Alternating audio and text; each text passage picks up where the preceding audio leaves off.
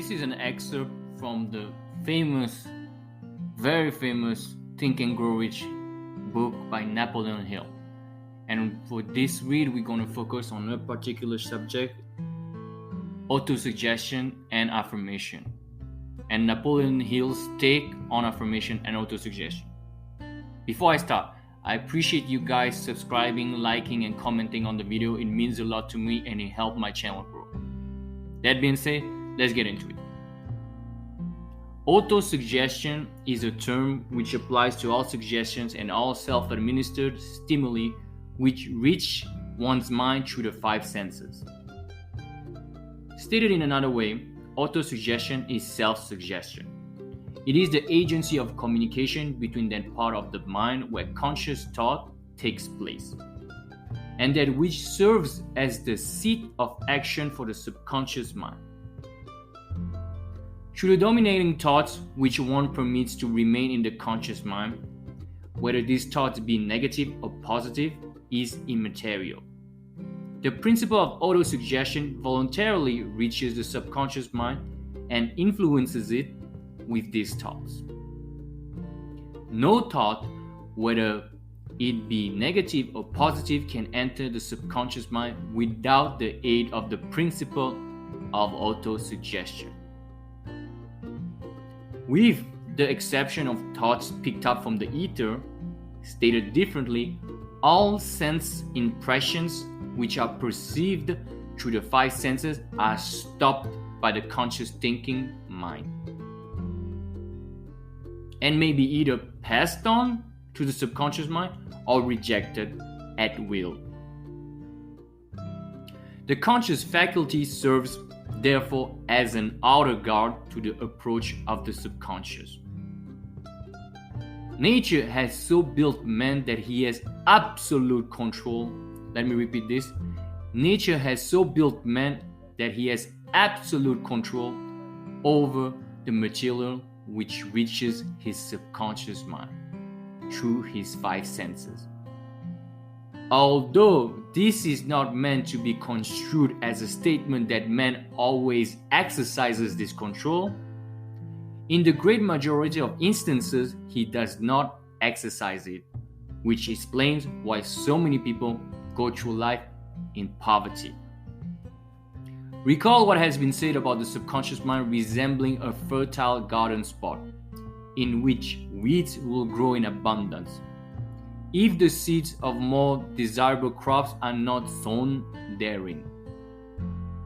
Autosuggestion is the agency of control through which an individual may voluntarily feed his subconscious mind on thoughts of a creative nature, or by neglect permit thoughts of a destructive nature to find their way into this rich garden of the mind.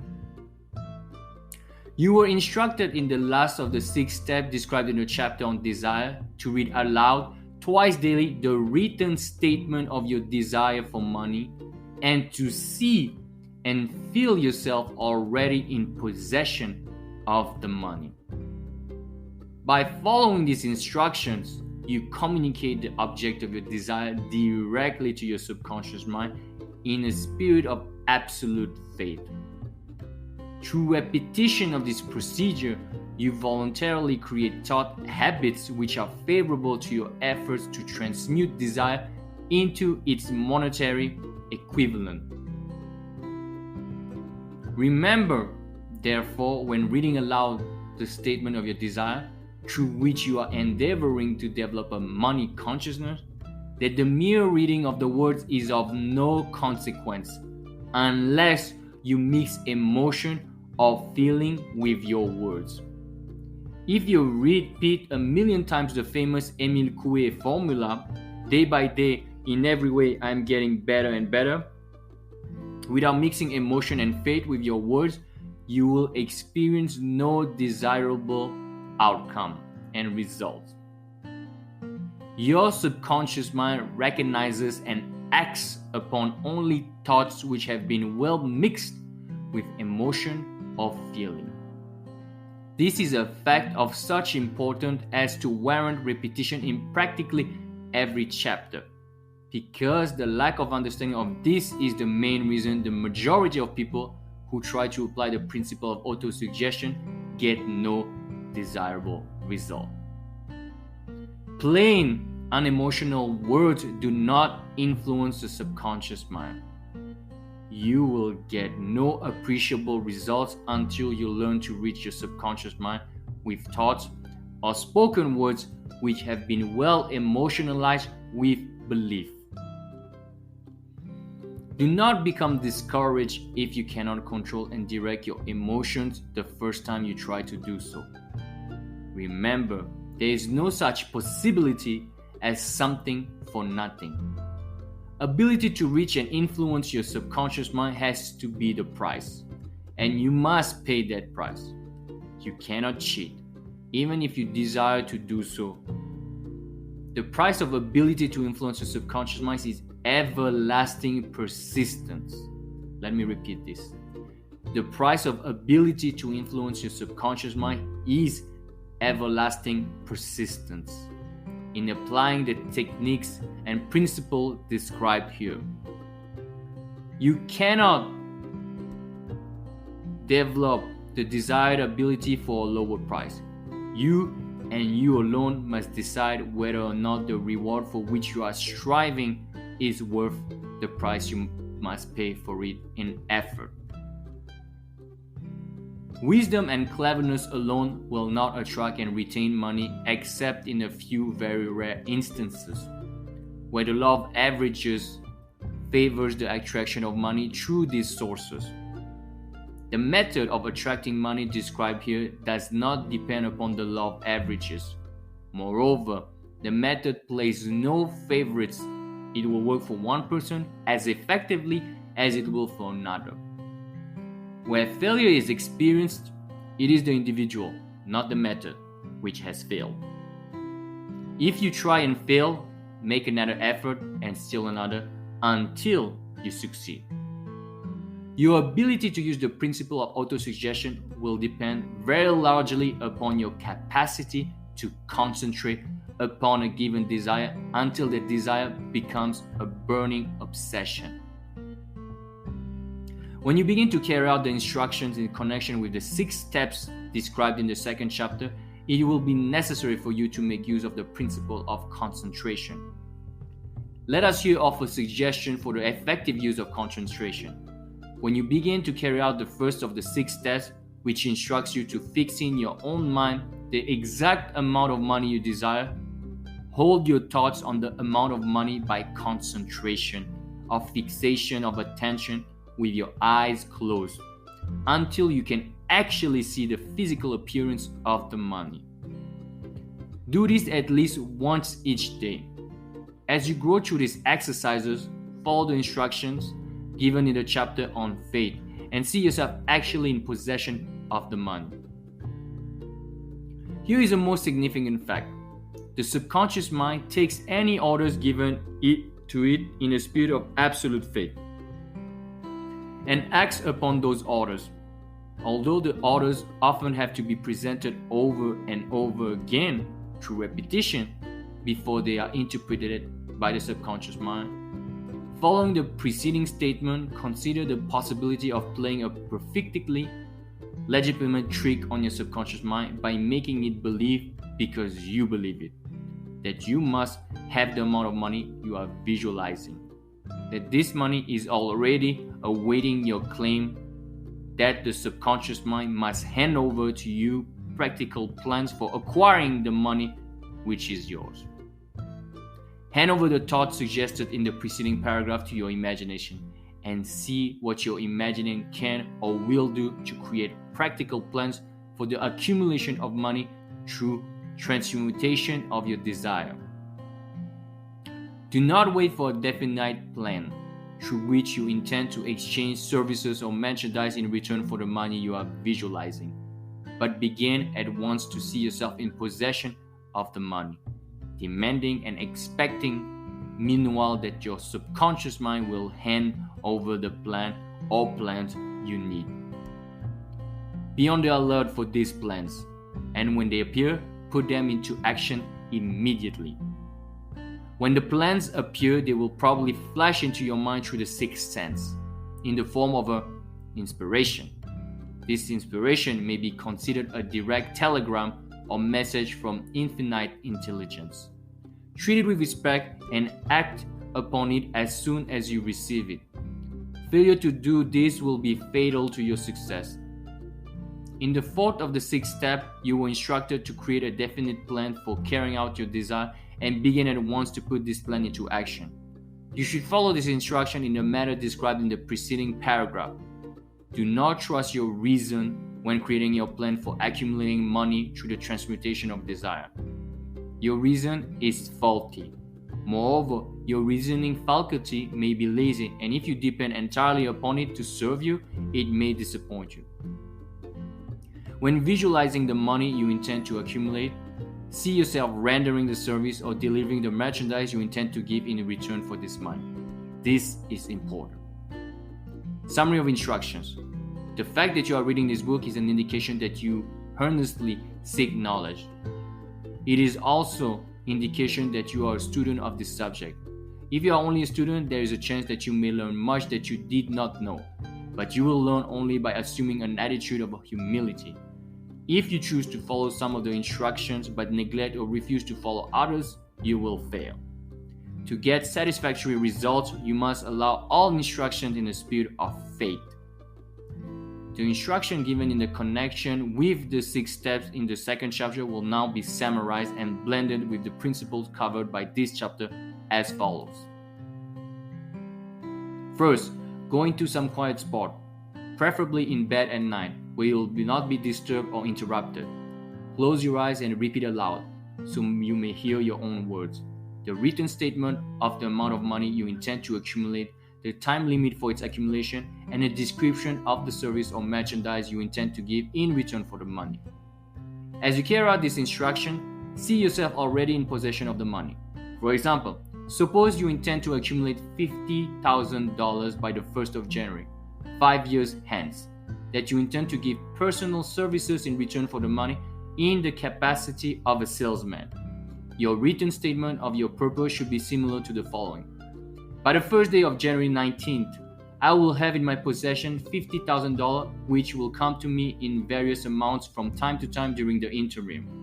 In return for this money, I will give the most efficient service of which I am capable rendering, the fullest possible quantity and the best possible quality of service in the capacity of salesman of describe the service or merchandise you intend to sell.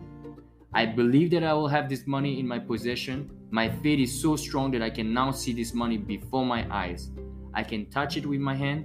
It is now awaiting transfer to me at the time and in the proportion that I deliver the service I intend to render in return for it. I am awaiting a plan by which to accumulate this money, and I will follow that plan when it is received. Repeat this program night and morning until you can see in your imagination the money you intend to accumulate. Third, place a written copy of your statement where you can see it night and morning and read it just before retiring, and upon arising until it has been memorized. Remember, as you carry out these instructions, that you are applying the principle of autosuggestion for the purpose of giving orders to your subconscious mind.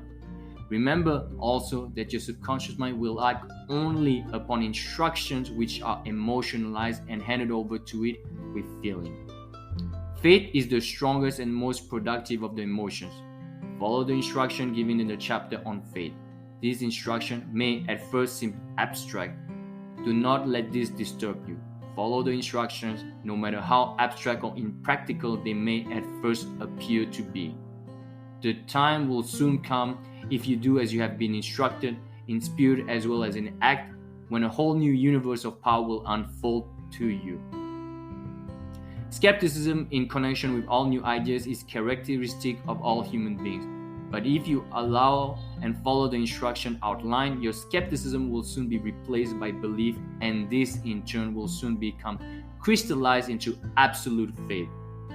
Then you will have arrived at the point where you may truly say, I am the master of my fate, I am the captain of my soul. Many philosophers have made the statement that man is the master of his own earthly destiny, but most of them have failed to say why he is the master. The reason that man may be the master of his own earthly status, and especially his financial status, is thoroughly explained in this chapter. Man may become the master of himself and of his environment because he has the power to influence his own subconscious mind, and through it gain the cooperation of infinite intelligence. You are now reading the chapter which represents the keystone to the arc of this philosophy. The instruction contained in this chapter must be understood and applied with persistence if you succeed in transmuting desire into money. The actual performance of transmuting desire into money involves the use of autosuggestion as an agency by which one may reach and influence the subconscious mind. The other principles simply tools with which to apply autosuggestion. Keep this thought in mind, and you will at all times be conscious of the important part of the principle of autosuggestion is to play in your efforts to accumulate money through the methods described in this book. Carry out this instruction as though you were a small child. Inject into your efforts something of the faith of a child. The author has been most careful to see that no impractical instructions were included because of his sincere desire to be helpful. After you have read the entire book, come back to this chapter and follow in spirit and in action this instruction. Read the entire chapter aloud once every night until you become thoroughly convinced that the principle of autosuggestion is sound, that it will accomplish for you all that has been claimed for it. As you read, underscore with a pencil every sentence which impresses you favorably. Follow the foregoing instruction to the letter, and it will open the way for a complete understanding and mastery of the principles of success. This is it for that chapter. Hope you like the reading. Napoleon Hill is the most famous of all the law of attraction authors. He's one of the pioneers of the autosuggestion affirmation practice. His method is pretty different from the other authors. Most authors will advocate the use of small, concise phrases that you repeat over and over, whereas Napoleon Hill wants us to write down a full-on statement and not in the present tense, which is what other authors would prescribe. I personally am not the biggest fan of this method. I prefer something short and straightforward and in the present tense. Although it is not my preference, I am sure some of you can see it as beneficial. Everybody's taste is different. You have to find what works best for you. Napoleon does emphasize a lot on 2 points that are critical. Number 1, the need to repeat and read the statement with faith, belief, and feeling, which for a lot of us might seem like a drudgery. Yet, this is not as simple as just reading your statement out loud. There needs to be more. Don't worry guys, Napoleon Hill gives you the right tip to make it happen. Finding the right moment to do those autosuggestions is critical to your success. Find a quiet time when your mind is at its most quiet. Oftentimes, this is when you wake up and or right before you fall asleep. This is the moment when you can suggest your mind effortlessly. When your mind is quiet and still, that's when you can get the subconscious mind to absorb those words and get to start the process. During those quiet times, you will see how easy it is to get hypnotized by the autosuggestion because nothing is interfering with them. The second crucial point is perseverance. Do not stop this practice until you have reached the desired outcome. That is very important. A lot of people quit because they don't believe it will work. Of course, at the beginning, it might seem weird and odd. It's completely normal. You are trying something new, so give yourself the time and the patience. Good luck.